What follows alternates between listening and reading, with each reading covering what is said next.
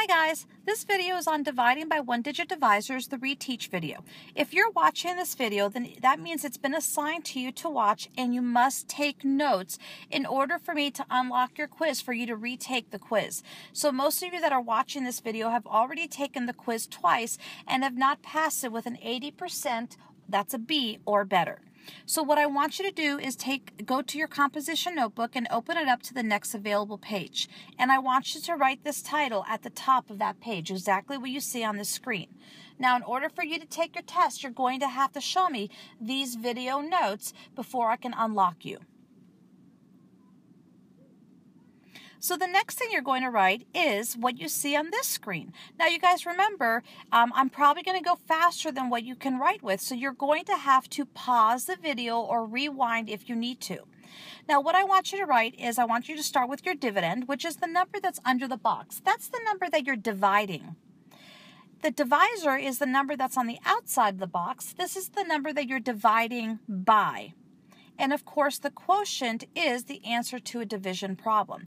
You will see all three of these vocabulary words in the quiz.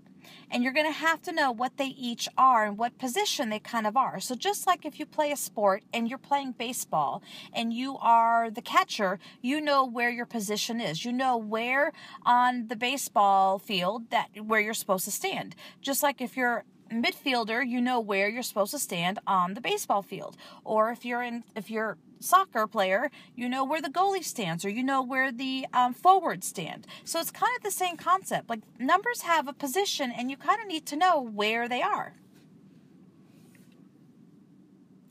So take this example first, and you are writing down everything that you see. 156 divided by 4. So write that down.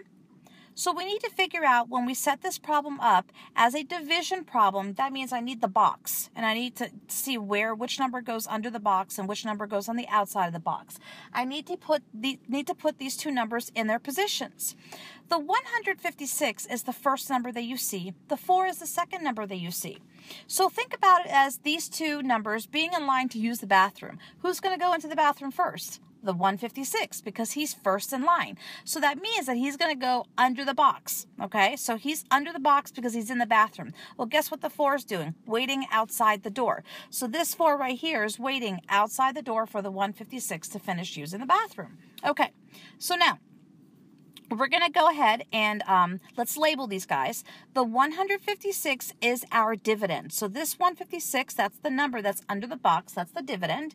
And our divisor is this guy right there, the 4. So it is important that you know the different positions, because you will get a question that's going to ask you what number is the dividend or what number is the divisor. And I actually don't want you to divide the question out because I'm checking to see your vocabulary. So we're going to take a moment to solve this problem. So I want you to pause your video and answer the question 156 divided by 4. Now show me all steps. Even if you can do it in your head, that's not what we're doing here. So show me all steps and work this problem out. If you do correctly, you will not have anything left over, no remainder. Okay. So if you're listening to me now, that means you've already worked out this problem. So the first thing you're going to ask yourself is, how many times does 4 go into 1? Well, it doesn't. So I put a little X there to hold my place value. So now I'm going to ask myself, well, how many times does 4 go into 15? It goes into 15 3 times. 3 times 4 is 12. Now I'm going to subtract these two numbers. 15 minus 12 is 3, and then I bring down my 6. Now I start all over, and I ask myself, well, how many times does 4 go into 36? 9 times. So I write the 9. 9 times 4 gives me 36, so I'm going to subtract it, and I end up with 0. So the answer to this question is 39. Okay, next part. One of the other questions you're going to get is on interpreting the remainder. So it's important that you understand what that means. It means that you're going to get questions that have a leftover amount or a remainder. And you need to figure out, well, what is it I'm going to do with that remainder? Is it part of my answer or is it not part of my answer? Now remember, you're writing this down. So one thing we can do is we drop it. That means when we're dropping a remainder, it means that you are not using it in your answer at all because it's not important for the word problem. This only applies to word problems. And I will give you an example of when we would drop the remainder. The other thing we can do with remainders is round it. So what that means is that we actually round the remainder up. So we round it up to the next whole number and include it in our answer. So you're adding basically one more to our quotient. And I'll give you an example of this as well. Now, you do have to copy all this, so pause now if you don't have it all ready to go, because I will be moving forward. Okay, so now I'm going to talk to you about when you're going to drop the remainder. Now, you don't have to write the definition again, but I wanted to show you on the screen.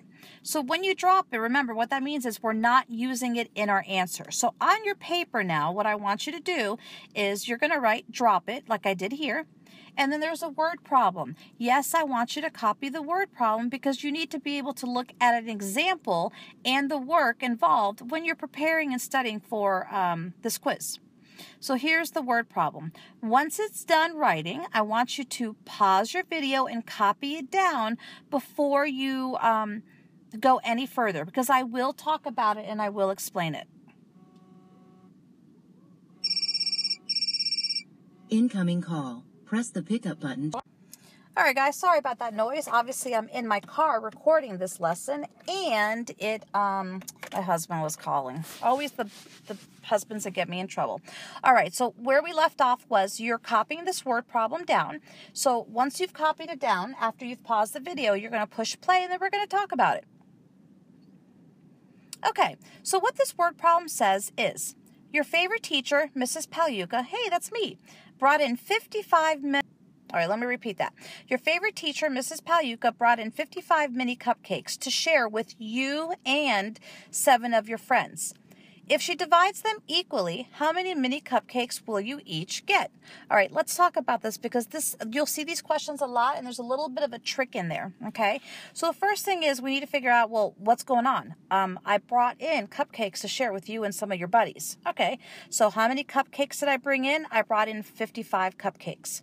Now, what you're going to do is we're going to share these cupcakes equally, so that each person has the same number of mini cupcakes. But we need to figure out, well, how many people are going to get a chance to eat those cupcakes? It's right here in this box.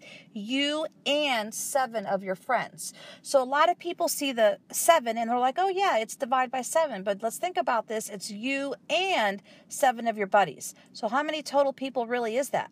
It's 8. If you want your cupcakes. So we're going to set this problem up as 55 divided by 8. Now remember, we got the 8 because we're including you're one person, plus 7 more of your friends. So now the question is asking, if I divide them equally, how many mini cupcakes will you guys each get? All right, well, let's take a moment to divide this guy out. So you will get a remainder on this problem. So what I want you guys to do is take your 55 divided by 8, pause your video, solve this, and when you come back, we're going to talk about it. Okay, so you should be back now. So I need to figure out about how many times does 8 go into 55. Well, I'm thinking, I know 8 times 7 is 56, and that's too high, so it's got to be 6 times. 8 times 6 gives me 48. 55 minus 48, so I have to subtract now. I'm going to end up getting 7. So basically, I've got 6, remainder 7. Now, let's talk about this. My question asks, how many will each person get if I divide them equally amongst you guys? There's 8 of you guys, right? So that means you're each going to get 7 cupcakes only. Or, I'm sorry, 6 cupcakes only, not 7, 6. Because I want to be fair, and I don't want anybody to get one more cupcake than anybody else. So each person gets 6 cupcakes, and I will have some left over. Now, it would be unfair for me to pass out those 7 extra cupcakes because that means that one person won't get that extra cupcake. So this is an example where if I say how many equal, cupcakes, how many cupcakes could everybody get so that everyone has the same amount, I could only pass out 6 of them. There will be leftover amounts, but it would be unfair for me to give them out to people since one person won't get the same number as the other person. So this is an example of where we would drop the remainder altogether. All right, let's go on to our next one. So now the next question is an example of where you're going to round it. Okay, just a reminder, what rounding means is that you're going to end up rounding it up, and we are going to include it in our answer. And I'll give you an example of that as well. Now, you don't have to copy the definition again, but I do want you to write the word rounded and put a bubble around it. So you're looking at this part right here that I put white around. And then I want you to copy the word problem. So that means pause the video and do this now. Okay, so if you're hearing my voice, that means you've already paused the video and you've written this whole thing down. So what this reads is this: 17 people are attending a dinner party. Each table at the party can seat 4 people. How many tables will be needed? Okay, we know this is going to be a division problem because let's think about what this lesson is. It's on dividing. So let's talk about how many people I have here. I've got 17 people right over here, and they're all attending a dinner party, and each table at the dinner party is going to seat just 4 people. So I need to figure out how many tables I need. All right, well, let's work out our division. So if I've got 17 people and I'm dividing them up into groups of 4. All right, so you guys go ahead and pause your video and work this problem out. You will get a remainder, okay? All right, so if you're back here, that means you've worked this out. So 4 goes into 17 4 times. 4 times 4 gives me 16. When I subtract, I get 1 left over. So my answer basically is 4 remainder 1. Now, let's think about this. My question is, how many tables do I need? Does it make sense that I need 4 remainder 1 tables? Can you show me 4 remainder 1 tables? No, you can't, because that just sounds silly and it's ridiculous. So this is where you have to interpret. Think about what your leftover amount is, the remainder, and figure out, well, do I include it in my answer or do I drop it off? Well, let's talk about what's going on here. These are people, and they're hungry, and they're at a dinner party, and they need to be seated because, let's think about this. It's kind of rude to have somebody standing up and eating when everybody else is sitting down. So what we're going to do is we have to actually include this remainder in our answer. So the answer ends up being that we need 5 tables. So some of you are thinking, well, I don't get it. Why do we need 5 tables? Well, let's talk about tables here. Let me draw my tables here. So we have 1 table. Here's 2 tables, 3 tables, 4 tables. So I'm going to stop with 4 tables first. Now, my people are 17 people. So I'm just going to start counting around my tables, and I'm going to put numbers around them. So person number 1 sits here, number 2, number 3, and number 4. Person number 5 sits here, 6, 7, and 8. Person number 9, 10, 11, and 12. Person number 13, 14, 15, and person number 16. But remember, where's person number 17? He's just sitting there waiting with food in his hand, and he cannot eat standing up. So that means we need to provide a table for person number 17.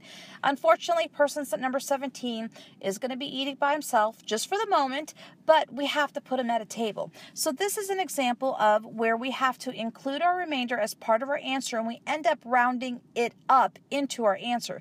So where I had 4 over here that I just put a box around, we don't need 4 tables. We need 5 tables because we have to put that extra person at a table. So count your tables. We've got 1, 2, 3, 4, and 5 tables. That's why the answer to this question is 5.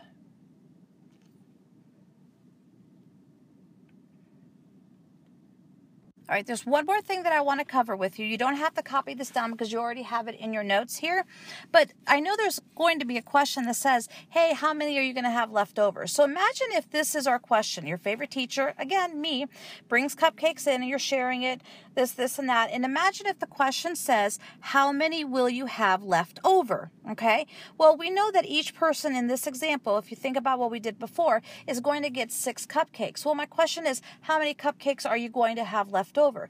This is where you're only wanting to think about just the remainder. So that means you only are going to need, or you only have 7 left over. So you guys, you have to read these questions carefully because they are all asking something different. All right, that's it for now. Show me these notes and we can be ready to unlock that quiz. Bye, guys.